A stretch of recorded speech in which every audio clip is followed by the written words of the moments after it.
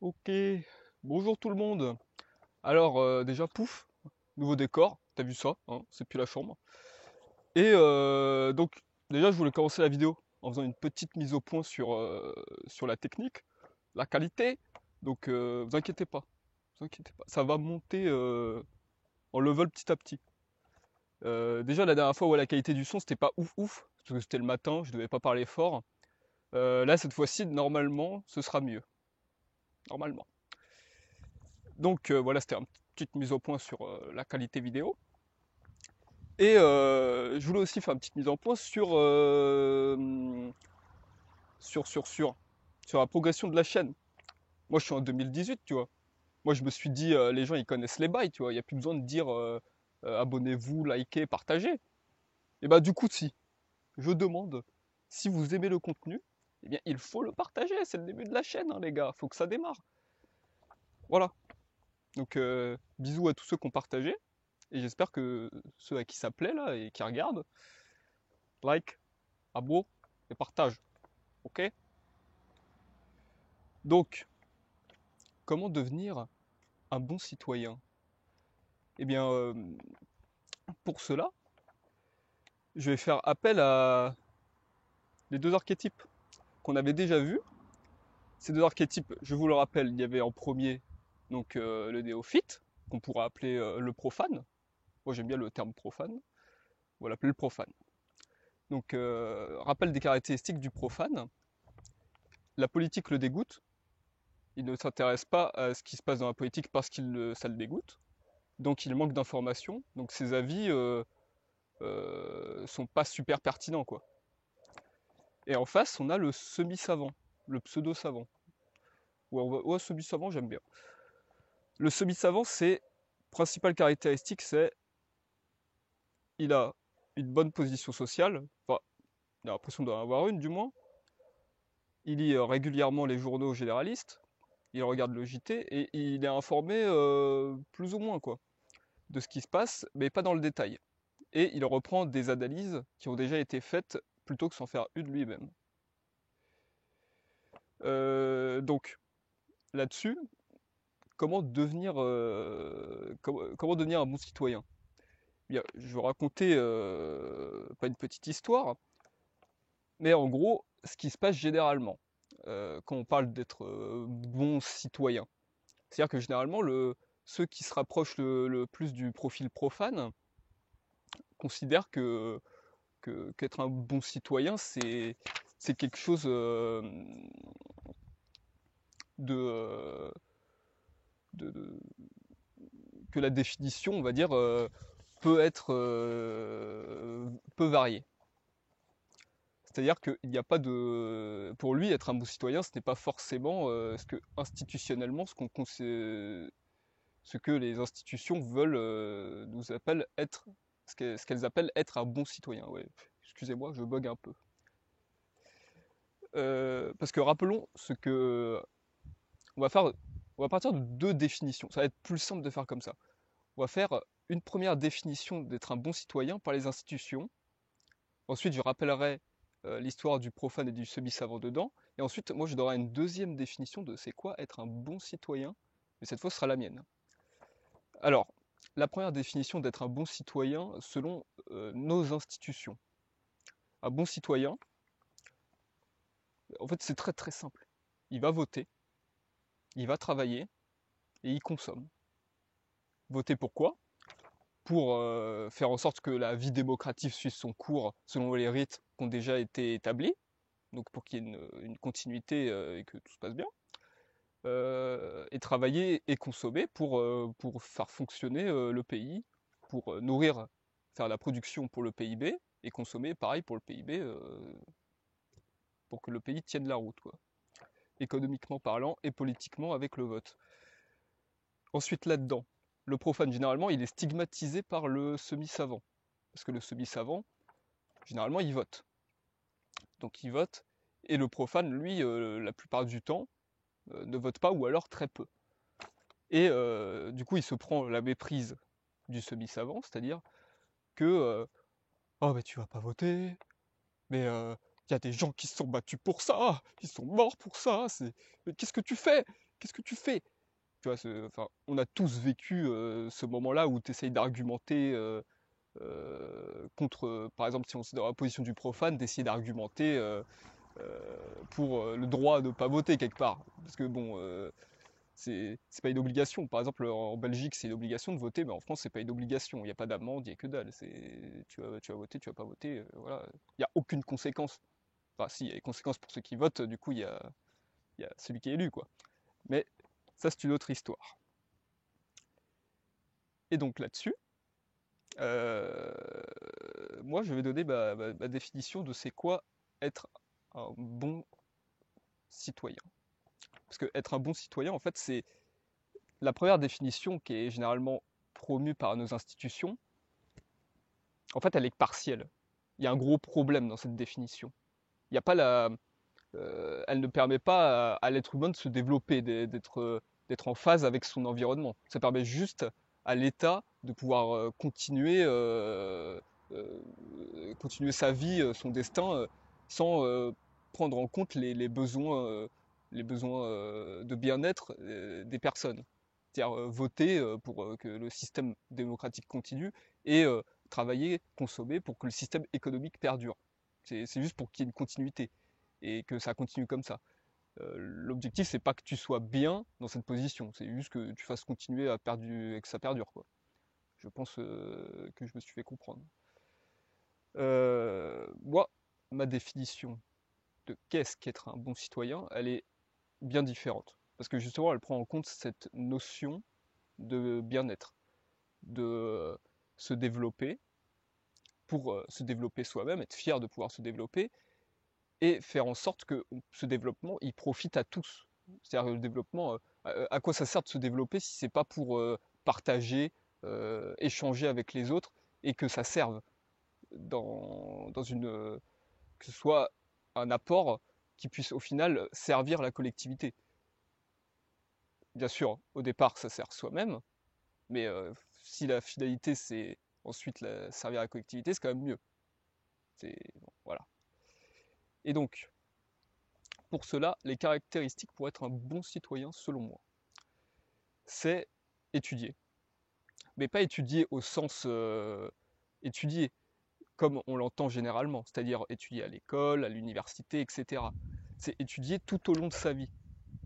Étudier dans le sens où toujours essayer de développer un maximum de compétences personnelles euh, qui ensuite nous permettront d'abord d'être fiers de nous et ensuite de pouvoir partager cela avec les autres, tout simplement. Pour qu'ensuite ça fasse progresser tout le monde et que ça élève le niveau. Par exemple, euh, si je devais... euh, parce que généralement, les gens considèrent que la plupart du temps, euh, le savoir, en fait, c'est pas pour eux.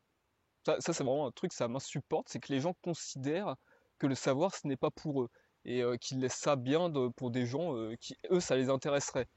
Euh, Par exemple, ceux qui ont arrêté de faire des études tôt pourraient penser que le savoir, c'est pas fait pour eux et que c'est des gens qui ont eu le niveau ou je ne sais quoi pour aller à l'université, faire des grandes études. Alors que moi, je considère que le savoir, il n'est pas juste pour quelques-uns et les autres, bon, bah, ouais, voilà. Non, le savoir, il est pour tout le monde et tout le monde a droit de le développer. Et d'ailleurs, c'est peut-être l'école ne favorise pas forcément le savoir. Mais ça, on va en parler dans d'autres vidéos de l'école, de ce que j'en pense. Voilà. Et donc, on continue sur les caractéristiques pour être un bon citoyen. Donc, il faut étudier, mais il faut étudier quoi?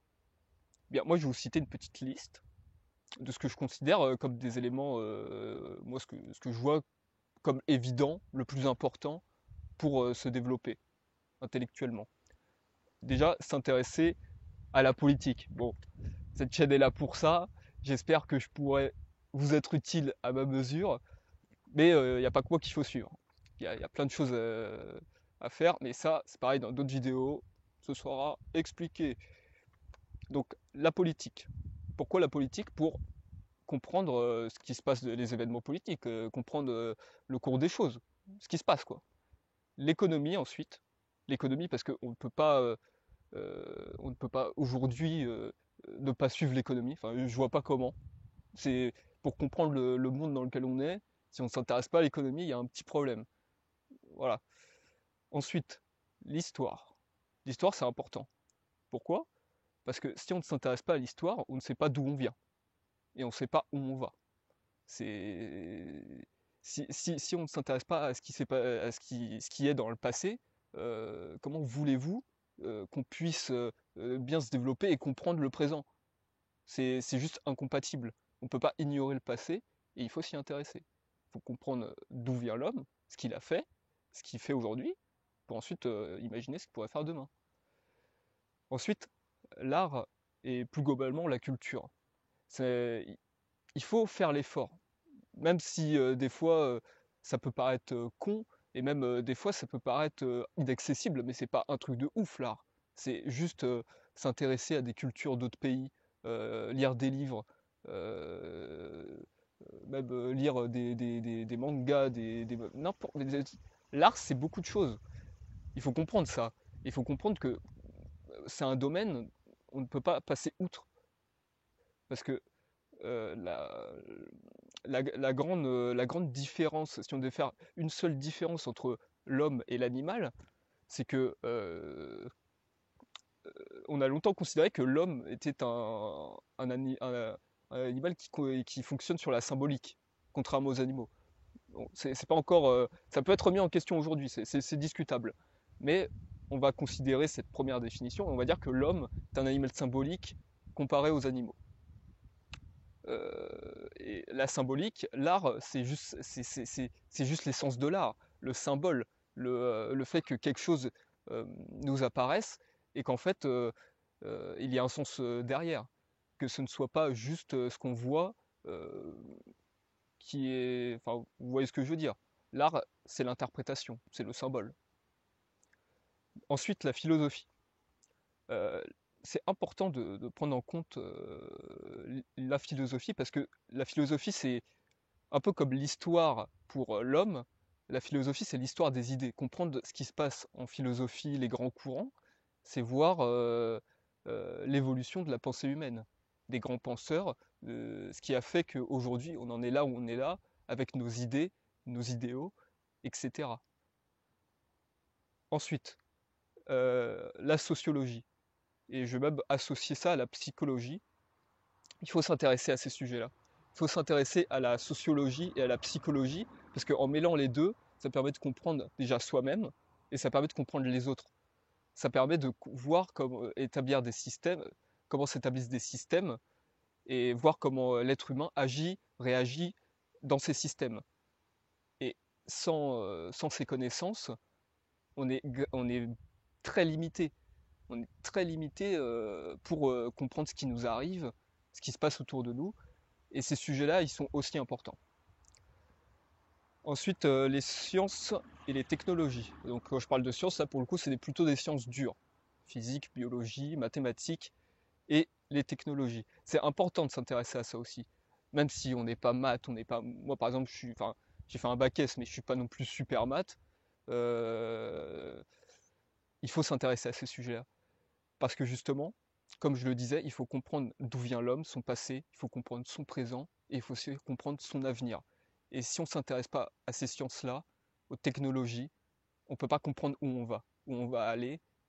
Et ça, c'est aussi important, parce qu'il faut avoir les trois repères. Il faut savoir d'où on vient, il faut savoir ce qu'on fait là, ce qu'on peut faire là, et il faut savoir ce qu'on peut faire dans l'avenir, ce qui est de l'ordre du possible, ce qui pourra arriver. Dans la même veine, l'écologie. On ne peut pas être un bon citoyen au XXIe siècle si on ne s'intéresse pas à l'écologie. C'est juste incompatible. T'as rien compris au game. C'est la planète Terre va vivre un moment, je pense, pas unique dans son histoire, parce que l'histoire de la planète Terre, elle est bien plus longue que l'histoire de l'humanité, hein. À côté, si on prenait l'histoire de la planète Terre et de l'humanité, c'est quoi? C'est un grain de sable, hein, le truc. Mais à l'échelle de l'humanité, il s'est pas passé de grands bouleversements, ou alors loin dans le passé. Et au 21e siècle, là, on va subir un grand bouleversement. On ne sait pas comment ça va se passer précisément. On sait on sait que ça va arriver, et c'est pour ça qu'il faut s'intéresser à l'écologie. Parce que si on s'intéresse pas à ça, vous allez tomber de haut, les gens. Mais vraiment. Et pour finir, les relations hommes-femmes. Pareil, il va y avoir une évolution anthropologique, je pense, majeure au XXIe siècle, entre les relations entre les hommes et les femmes.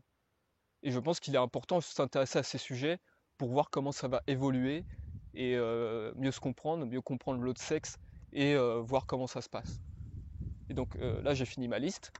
Et donc tous ces éléments que je viens de vous citer, ils servent justement à devenir un bon citoyen, parce que c'est l'essence pour moi d'être un bon citoyen. C'est-à-dire se développer, pas juste pour dire moi je sais tel truc, toi tu le sais pas, t'es nul. Non, ça on s'en fout. C'est d'abord être fier de soi-même, donc se développer pour être fier de soi-même, et ensuite apporter aux autres, partager, expérimenter. Sinon ça sert à rien, hein. Si c'est juste pour dire je suis meilleur que les autres, bah, ok super, c'est cool. Et ensuite, donc quand on s'est s'intéresser à tous ces sujets, essayer de se développer, on n'est pas obligé d'être calé sur tous les sujets, hein. Moi, par exemple, je vous parle d'économie. Économie, moi, je m'intéresse au grand courant, mais j'ai pas fait d'économie dans mes études. Il y a plein de trucs qui sont obscurs pour moi. Chacun à son niveau. J'essaie de m'intéresser, de progresser selon le mien, et j'invite tout le monde à faire pareil. Et ensuite, quand on a fait tout ça, là, il y a la question du vote. La question du vote, on vote ou on vote pas. Ça, enfin, pour moi, c'est pas un gros problème. C'est pas le problème majeur de l'humanité que des gens ne votent pas. Euh, Ça, c'est pareil. Enfin, vous comprendrez mon point de vue parce qu'on parlera de ça dans d'autres vidéos. Mais pour moi, un bon citoyen, c'est pas celui qui vote. L'autre, c'est un mauvais citoyen. Pour moi, le bon citoyen, c'est celui qui s'intéresse à tous ces sujets-là pour comprendre d'où il vient, où il est et où il va aller. Et ensuite, quand tu as compris tout ça, là, ok, là, que tu choisisses de voter ou pas, au moins, tu as conscience du monde dans lequel tu vis et tu as les moyens de t'émanciper intellectuellement. Pour moi, tu as fait le taf. Voilà. Donc, la petite vidéo se termine. J'ai dit tout ce que j'avais à dire. D'ailleurs, j'ai un peu soif.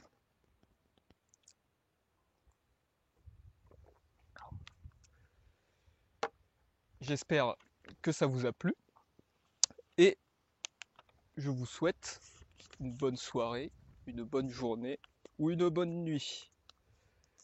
Allez, bye!